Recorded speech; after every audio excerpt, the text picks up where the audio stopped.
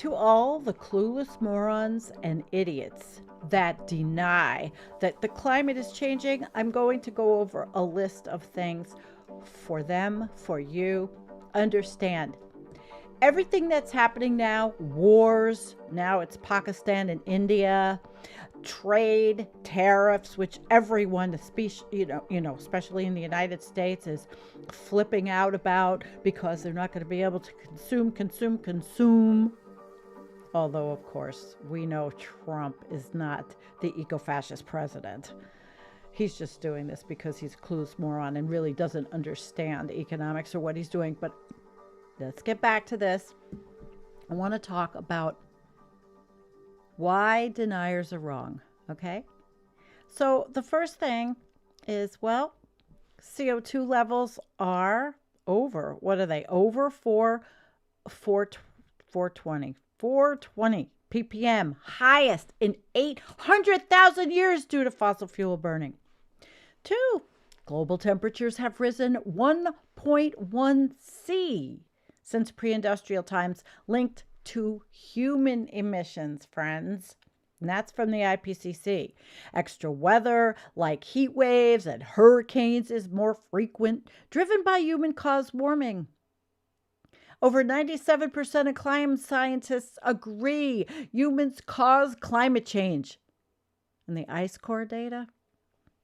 That shows current CO2 rise is unprecedented, correlating with industrial activity. Now, NASA and NOAA and the IPCC have no clear, logical reason to lie about climate change. Absolutely not.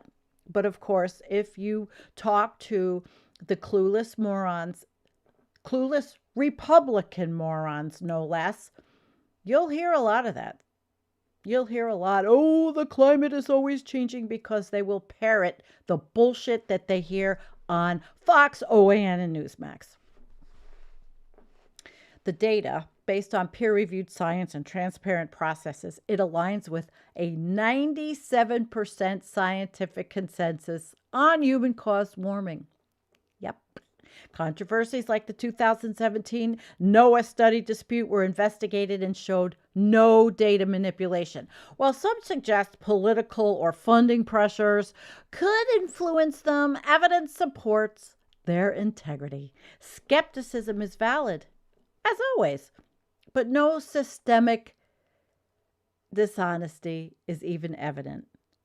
Concealing a real climate data, snafu or bullcrap or whatever, it would be extremely difficult, bordering on impossible. Climate data comes from thousands of global sources, whether weather stations, satellites, independent researchers, making centralized control nearly impossible, friends. Publicly accessible data sets from NOAA and NASA allow anyone to verify findings. Peer review and a 97% scientific consensus further ensure transparency. Historical allegations like ClimateGate were investigated and debunked. Now, biases from funding or politics could exist. There's always a could. The global nature of climate science makes large-scale deception highly unlikely to go undetected. Now, what I want to talk about is all of the things that the orange turd, Donald Trump's administration, is doing to bring us closer to human extinction. I mean, it's happening. Human extinction. Don't believe me, but we are not in good shape at all. And the United States is driving the nails in the coffin of humanity. So they have taken comprehensive rollbacks, and the latest is today, not having climate data even. Nope, they're not even taking that into consideration. Now the U.S. is going to stop tracking the costs of extreme weather. So how's that going to be for insurance companies in the United States?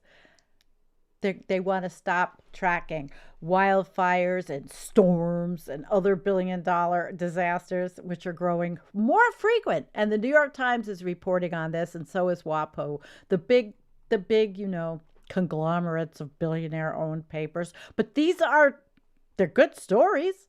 I'm not going to deny them. It's happening. The NOAA said Thursday it would stop tracking the cost of the country's most expensive disasters, which cost at least $1 billion in damage. They're going to just forget it. Forget it. Out of sight, out of mind.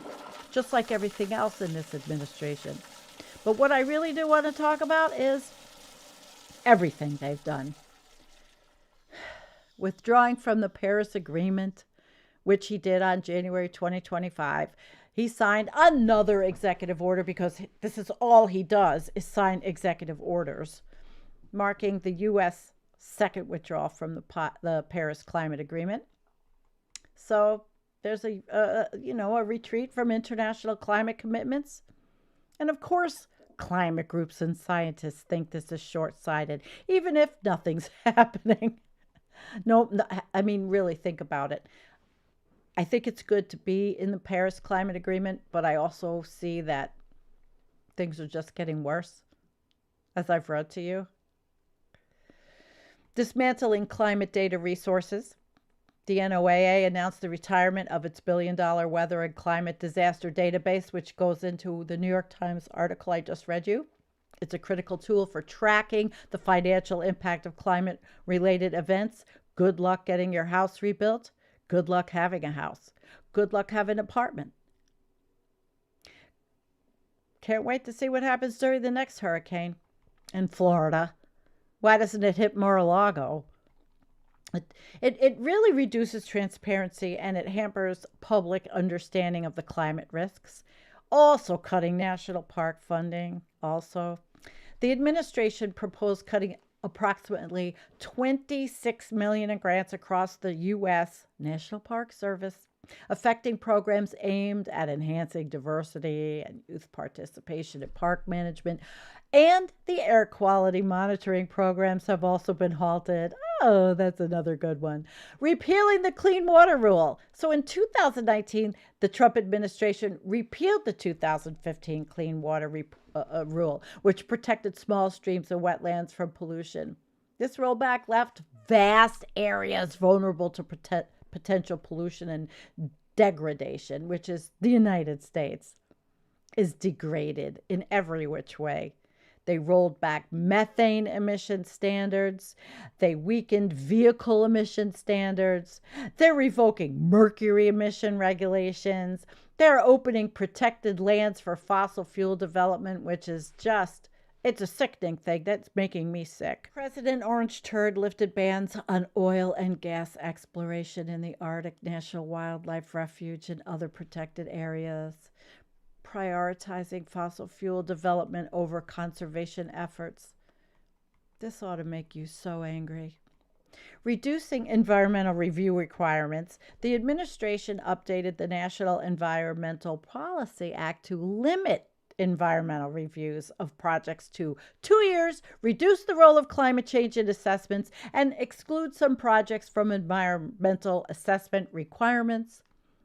Repealing the Stream Protection Rule, defunding NASA's carbon monitoring system, disbanding the Social Cost of Carbon Group, replacing the Clean Power Plan, halting methane leak regulations. That's great, isn't it?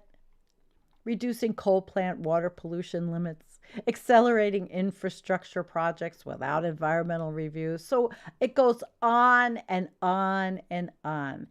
And if you think that it's just this administration, no, it's other countries. Other countries are polluting. That's why we send all of our manufacturing to China and other countries that don't give a shit. We are not on a good road, humanity. Look at all of the different collapsing civilizations over history. And then add in irreversible climate change. How do you think that we're going to survive this? How? I want to know. I mean, I know that there's a lot of hopium addicts out there, and that's okay. I know that there are people working on solutions in every which way. But really, with all of the problems that are going on, Ecocide International and build, growth, because the domestic product here, gross domestic product in the United States is built on growth. There is no degrowth. Green energy has a lot of greenwashing in it. Even if I do have an EcoFlow battery for backup, it doesn't matter. Maybe it's my mood today, but every single thing that this administration does in every which area is eclipsed by the climate and overshoot crisis. And if you don't think so, then you don't have your eyes open. There is nothing that's going to withstand what's coming. And I'm really sorry to say it, but in my research and everything I read, interviews, talks with people, oh yeah, we're not stopping.